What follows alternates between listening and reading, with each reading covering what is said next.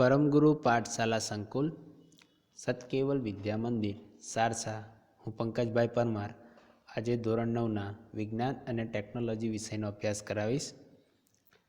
आज आप अभ्यास करशू आलेखीय रीत वडे गतिना समीकरण। अपनी पास 3 गतिना समीकरणों है। आज आप मेळवવાનો प्रयत्न करशू। तो आलेखीय रीत वडे गतिना समीकरण। तो जो कोई वस्तु सुरेख पथ पर अचल प्रवेग थी गति करती होय तो तेना वेग गति दरमियान तेना प्रवेग तथा तेना द्वारा निश्चित समयगाळा दरमियान कापेल अंतर वच्चेनो संबंध समीकरणों द्वारा स्थापित करी शकाय छे, जेने गतिना समीकरणों कहे छे। એટલે કે કોઈ વસ્તુ સુરેખ પથ પર ગતિ અચળ પ્રવેગથી ગતિ કરતી હોય તો તેનો વેગ તે ગતિ અને તેના એ જે વેગ છે એ ગતિ દરમિયાન તેનો થતો પ્રવેગ અને તેના દ્વારા એક નિશ્ચિત અંતર કાપવામાં આવતો આ ત્રણેય વચ્ચેનો જે સંબંધ છે સમય તો ખરો જ બરાબર છે, કેમ કે વેગ ને પ્રવેગ બધા સમય પર આધાર રાખે છે બરાબર છે। તો જે આ ત્રણેય રાશિ છે એ ત્રણેય રાશિ અને એની સાથે સમય એની સાથે જે સંકળાયેલ હોય એવો જે સૂત્ર મળે એને કહેવાય ગતિના સમીકરણ બરાબર છે। આ પ્રકારના 3 સમીકરણો નીચે પ્રમાણે છે જે ગતિના સમીકરણો છે। v બરાબર v बराबर u प्लस एटी आ थी गयो आपणु गतिनु पहलू समीकरण। बीजू समीकरण है s बराबर ut प्लस 1/2 एटी स्क्वायर आ थी गयो आपणु बीजू समीकरण। अने 2as बराबर v square minus u square आ थी गयो आपणु बीजू समीकरण। एटले गतिना 3 समीकरण ए छे v बराबर u प्लस एटी, बीजी है s बराबर ut प्लस 1/2 एटी स्क्वायर अने त्रीजू है 2as बराबर v square minus u square बराबर है। ज्यां आ यू वी आ ए टी आ एस आ बधुं शुं छे तो जो ज्यां यू अने टी ए समय ए जेटला अचल प्रवेगथी गति करता वस्तुनो प्रारंभिक वेग छे। यू कोण छे? प्रारंभिक वेग छे। टी समय दरमियान ए जेटलो जे प्रवेग करे छे एनो प्रारंभिक वेग छे बराबर छे। अने एवी ज रीते वी शुं हशे? अंतिम वेग। तो जो वी अंतिम वेग छे क्यारे तो के टी समय ने जेटला प्रवेग करता होय त्यारे। हवे टी शुं हशे? तो वस्तु द्वारा जे समय हशे ए वस्तु टी हशे। तो जो ज्यारे अने एस शुं हशे? तो एस ए स्थान एना द्वारा कपाયેલ अंतर हशे बराबर। स्थानांतर थयुं तो स्थानांतर, अंतर हो तो अंतर। तो जो ज्यारे वस्तु द्वारा टी समय में कपाયેલ अंतर एस है। समीकरण 8.5 ए आ जे समीकरण है ए शुं छे? वेग अने समय वच्चेनो संबंध दर्शावे छे। आ जे समीकरण पहलू जे समीकरण है शेनो संबंध दर्शावे छे? वेग अने समयनो बराबर है। बीजू समीकरण है ए शेनो संबंध दर्शावे तो जो ज्यारे समीकरण 8.6 ए स्थान अने समय वच्चेनो संबंध धरावे छे। आ जे समीकरण है s बराबर ut प्लस 1/2 एटी स्क्वायर कयो संबंध धरावे छे? स्थान अने समय वच्चेनो संबंध। अने त्रीजू जे समीकरण है ए वेग तेमज स्थान वच्चेनो संबंध दर्शावे छे। आ जे समीकरण है शेनो संबंध दर्शावे छे? वेग अने स्थान। पहलो संबंध तो शेनो तो वेग अने समय, बीजो तो ए स्थान अने समय अने त्रीजो है वेग अने स्थान એટલે કે स्थान अने वेग बराबर है वच्चेनो संबंध। तेने समीकरण 8.5 અને 8.6 परथी टी नो लोप करीने मेळवी शकाय छे। आ जे समीकरण है ए आ बे समीकरणनी लोप पद्धति એટલે કે टी नो लोप करीने मेळवी शकाय छे। केवी रीते लोप थाय? तो आ जे जो अहींया यूटी है, अहींया खाली यू है टी नहीं। तो आ समीकरण ने तमे टी वडे गुणी नाखो એટલે શું થશે? वीटी बराबर यूटी प्लस एटी स्क्वायर। तो वीटी स्क्वायर अहीं वीटी थशे बराबर है। हवे जो हवे आनु बादबाकी करो तो आ कैंसल थी जाए એટલે શું વધે? एस बराबर 1/2 एटी स्क्वायर अने अहींया मळशे वीटी बराबर एटी स्क्वायर। अहींथी टी कैंसल थाय सॉरी। हवे जो डाबी बाजू सरवाळो जमणी बाजूनो सरवाळो कर दो એટલે શું મળે? तो एटी सॉरी बादबाकी थई छे तो एटी स्क्वायर अने -1/2 एटी स्क्वायर अहींथी वीटी अने एस। तो एवी रीते तमे मूकशो એટલે તમને આ સમીકરણ મળવાપાત્ર થઈ જશે, મળી જશે બરાબર છે। જે આપણે આગળ મેળવીશું, चिंता ना करशो बराबर है। तो शुरू करिए। वेग पहला आपणे जो पहलू समीकरण शुं हतुं आपणुं? वेग समय साथ संबंध दर्शावतो आलेख गतिनु समीकरण। तो जो वेग समय संबंध माटेनु समीकरण equation for velocity time relation એટલે કે વેગ સમય સાથેનો સંબંધ ધરાવતું સમીકરણ છે v બરાબર u પ્લસ એટી એનું આજે સૂત્ર મેળવીએ. તો જો અચળ પ્રવેગથી ગતિ કરતી વસ્તુનો આલેખ આકૃતિમાં દર્શાવેલ છે. અચળ પ્રવેગથી ગતિ કરતું, બરાબર છે. તો આ એક આ વાય આ એક્સ અને આ વાય. એક્સ પર આપણે શું દર્શાવે? સમય, અને વાય પર આપણે વેગ લઈશું. હવે અચળ પ્રવેગથી એટલે અહીંથી માની લો કોઈ વસ્તુ એ સ્થાન પર છે અને ત્યાંથી ગતિ કરવાનું શરૂ કરે છે, તો પ્રારંભિક વેગ અહીંયા હશે યુ, અને અંતિમ અહીંથી શરૂ કરે છે અને આટલા સુધી પહોંચે છે, તો આને આપણે અહીંયા દર્શાવે તો આ થઈ ગયો અંતિમ વેગ, બરાબર છે. પ્રારંભિક સમય શું હશે? 0, અને અંતિમ સમય હશે કોઈક ટી લઈ લઈએ, બરાબર છે. તો આવી રીતે આપણને મળશે. એટલે જો આ હવે પ્રારંભિક વેગ શૂન્ય નથી એવું કહ્યું છે. આકૃતિ 8.6 ને સમકક્ષ, પરંતુ હવે u is not is equal to 0, એટલે કે પ્રારંભિક વેગ શૂન્ય લીધો નથી. આલેખ પરથી તમે જોઈ શકો છો કે વસ્તુનો પ્રારંભિક વેગ યુ એ જે બિંદુ એ પાસે અને ટી સમય વધીને વી બિંદુ પાસે જેટલો થાય છે. વેગ એકમ સમય દર એ થી બદલાય છે. જો વેગ રહ્યો એ એકમ સમય દર એ થી બદલાતો રહે છે. આકૃતિ 8.8માં બિંદુ બી થી બે લંબ બીસી અને બી અનુક્રમે સમય તથા વેગની અક્ષો પર દોરેલ છે જો બિંદુ બી અને બિંદુ એ થી આપણે જોઈએ તો એક્સ અને આ સમય અહીંયા જો બીસી અને બીઈ આ બંને લંબ એક્સ અને વાય અક્ષ પર દોરેલ છે, બરાબર છે. આ શું આપે છે? આપણને વેગ. આ જે આપે છે સમય આપે છે. પ્રારંભિક વેગ ઓએ, પ્રારંભિક વેગ કેટલો છે? ઓએ આટલો, એટલે કે યુ જેટલો આટલો, બરાબર છે.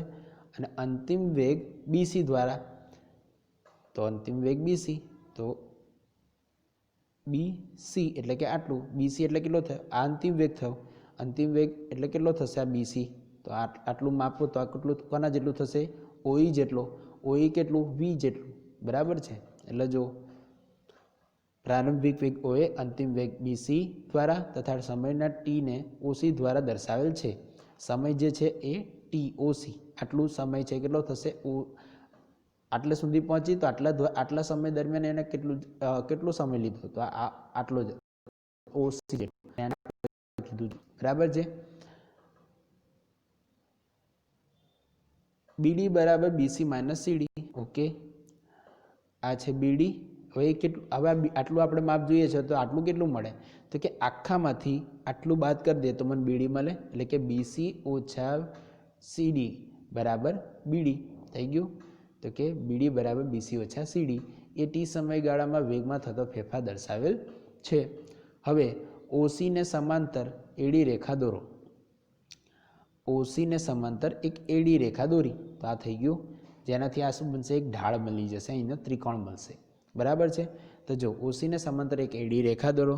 આલેખ પરથી આપણે જોઈ શકીએ છીએ કે બીસી બરાબર બીડી વત્તા ડીસી, બીસી બરાબર બીડી વત્તા ડીસી, એટલે કે આખું કોના જેટલું થશે? આ બીડી અને આ ડીસીના સરવાળા જેટલું.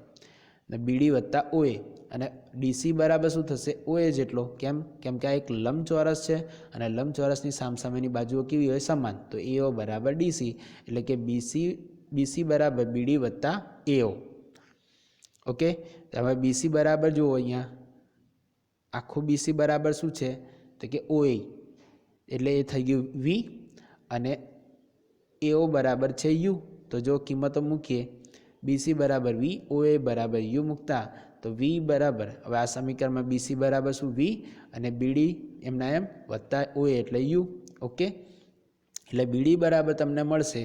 હવે આને આ સાઈડ લઈ જાઓ એટલે કે વી માઇનસ યુ મળે, બરાબર છે. એટલે કે બીડી બરાબર વી માઇનસ યુ. આગળ જોઈએ. હવે વેગ સમય આલેખ પરથી વસ્તુના પ્રવેગની નીચે પ્રમાણે માપી શકાય. કેમ? તો કે પ્રવેગનું સૂત્ર શું છે? પ્રવેગનો વેગમાં થતો ફેરફાર ભાગ્યા સમય. અને વેગમાં થતો ફેરફાર કેટલો છે? તો જો વેગમાં આટલો ફેરફાર થાય છે, આટલો બીડી જેટલો. તો જો બીડી ભાગ્યા એડી, આ થઈ ગયો વેગમાં થતો ફેરફાર અને એના માટે લાગતો સમય એડી. હવે જો આ બીડી અને આ એ બંને સમાન થશે. કેમ કે આ પણ એક લંબચોરસ છે અને લંબચોરસની સામસામેની બાજુ સમાન, એટલે એ અને એડી અને ઓઈ સમાન થશે. કેમ કે આ પણ એક લંબચોરસ છે કે લંબચોરસની સામસામેની બાજુઓ સમાન. એટલે જો બીડી ભાગ્યા ઓસી થઈ ગયું. હવે બીડી એટલે કેટલા? તો કે વી, કાં તો બીડીને રવા દો એમને, બરાબર છે. કેમ કે અહીંયા આપણી પાસે બીડી છે વી માઇનસ યુ, બરાબર છે. તો બીડી એમને એમ રહેવા દો. ઓસી બરાબર ટી, એ તો સમય ટી જ છે, તો ઓસી બરાબર ટી મૂકતા તો એ બરાબર બીડી ભાગ્યા ટી, અને બીડી બરાબર એટી. હવે બીડી બરાબર શું છે? વી માઇનસ યુ, તો વી માઇનસ યુ મૂકી દઈએ, અને યુને આ સાઈડ લઈ જાઓ, એટલે કે આવું કંઈક થશે. જો સોરી, બીડી બરાબર એટી, અને આગળ આપણી પાસે બીડી બરાબર મળ્યું વી માઇનસ યુ બરાબર એટી. હવે આ યુને આ સાઈડ લઈ જાઓ એટલે શું થઈ જાય? વી બરાબર યુ પ્લસ એટી. તો આ થઈ ગયું આપણું પહેલું ગતિનું સમીકરણ, વેગ સમય સાથેનો સંબંધ દર્શાવતું. બરાબર છે? એટલે જો વી બરાબર યુ પ્લસ એટી મળે. બીજું સમીકરણ છે સ્થાન સમય સંબંધ માટેનું સમીકરણ. બરાબર છે? કયું સમીકરણ? તો કે એસ બરાબર યુટી પ્લસ 1/2 ઇટી સ્ક્વેર. તો જો equation for position time relations. ધારો કે વસ્તુ એ જેટલા અચળ પ્રવેગથી ટી સમયમાં એસ જેટલું અંતર કાપે છે. વસ્તુ એ જેટલો પ્રવેગ કરે છે, અચળ પ્રવેગ છે, ટી જેટલો સમય લે છે, એસ જેટલું સ્થાનાંતર કરે છે. આકૃતિ 8.8 એટલે કે આ જ ગ્રાફની વાત છે. બરાબર છે? આકૃતિ 8.8 આ જ આલેખને આપણે ધ્યાનમાં લેવાનો છે. બરાબર છે? તો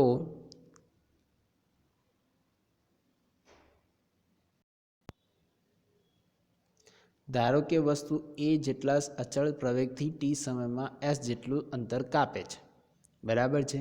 ઓકે, એ જેટલા અચળ પ્રવેગથી ટી સમયમાં એસ જેટલું અંતર કાપ્યું છે. અને આકૃતિ 8.8માં વસ્તુ દ્વારા કપાયેલ અંતર વેગ સમયમાં આલેખ એ બી નીચે ઘરેલ ભાગ ઓ એ બી સીના ક્ષેત્રફળ દ્વારા પ્રાપ્ત થશે.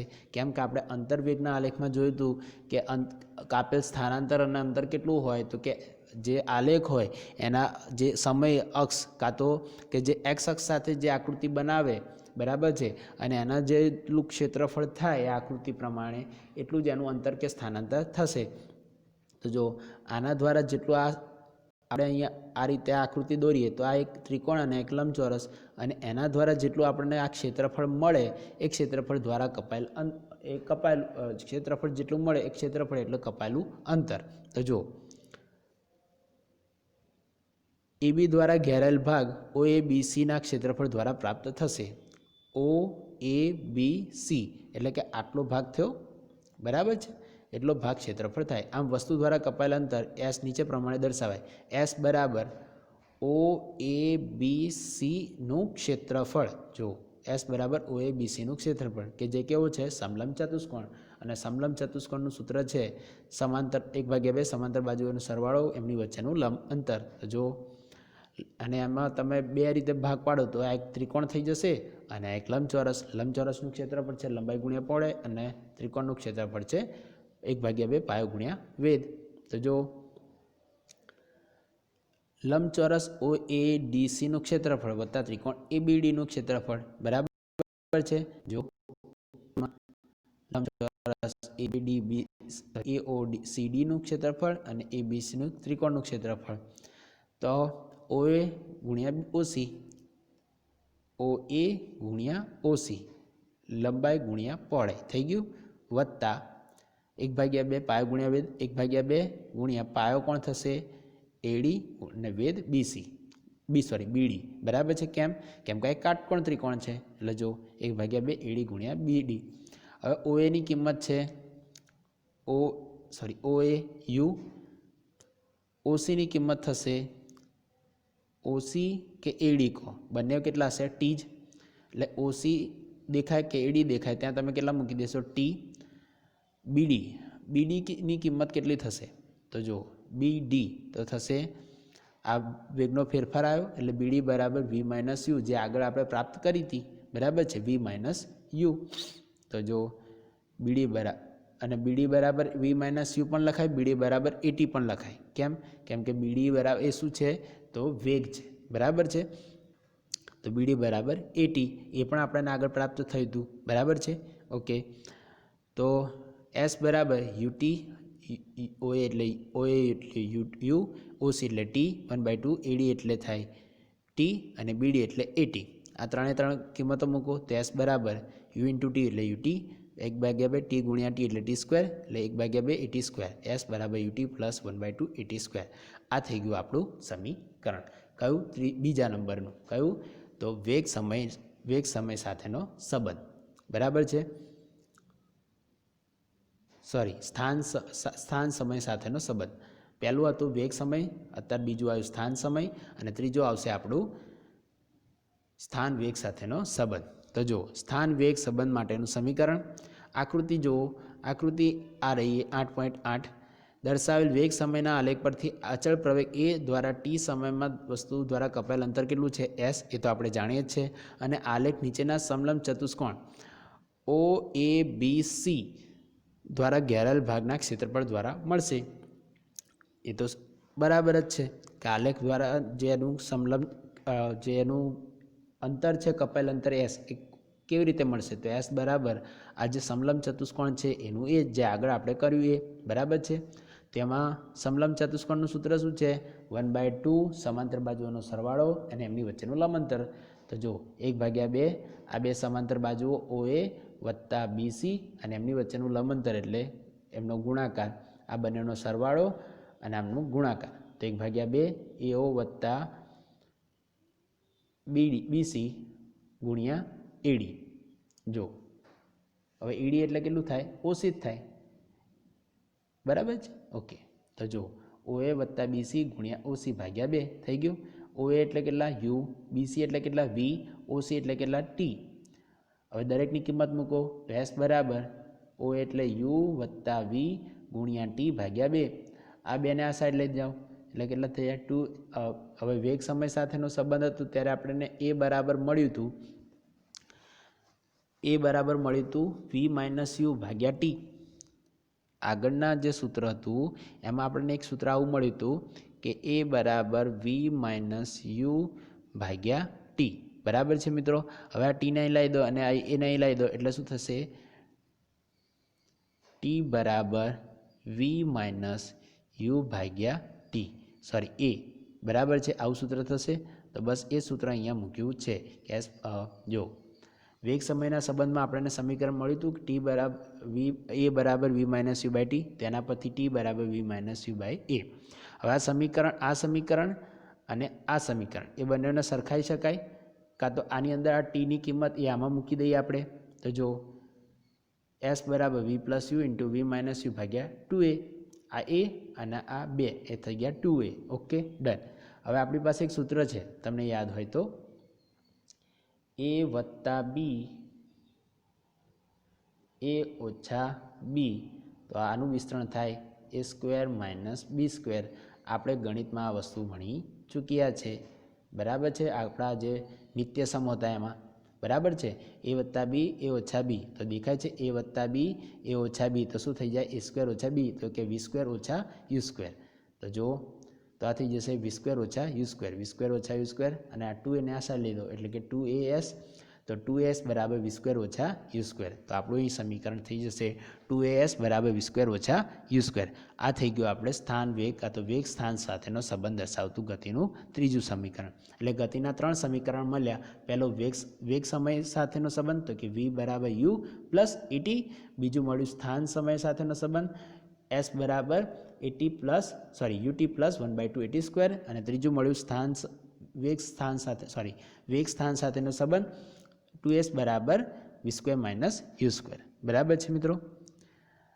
તો આજના વિડીયોને પૂર્ણ કરીએ છીએ. ફરી નવા વિડીયો સાથે મળીએ. ત્યાં સુધી અસ્તુ.